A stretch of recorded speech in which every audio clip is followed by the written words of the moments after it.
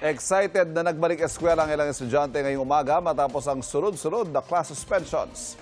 Mahigpit ay pinatutupad ng seguridad sa mga paaralan. At mula sa Quezon City may unang balita live si James Agustin.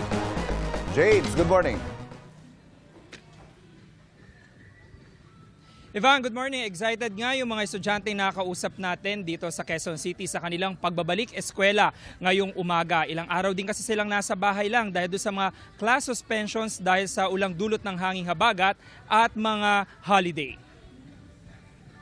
Maaga mga estudyante ng Piñahan Elementary School dito sa Quezon City. Ang huling pasok nila noong nakaraang Lunes pa. Nasundan na yan ng mga class suspension dahil sa malalakas na ulan at dalawang holiday. Mas hinigpitan din ng seguridad.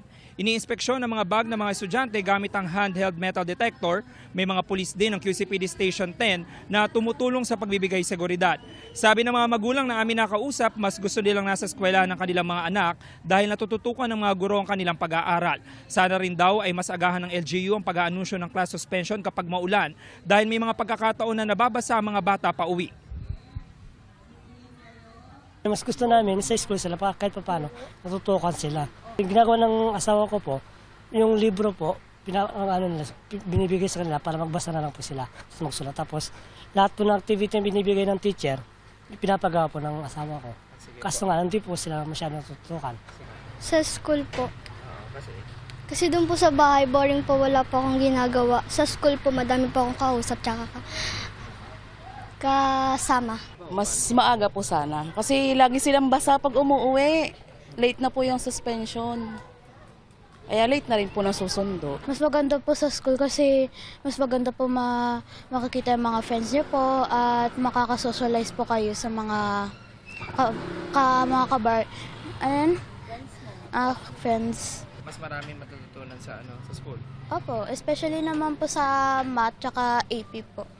Natutunan ko po talaga yung sa help po ng mga advisors ko po.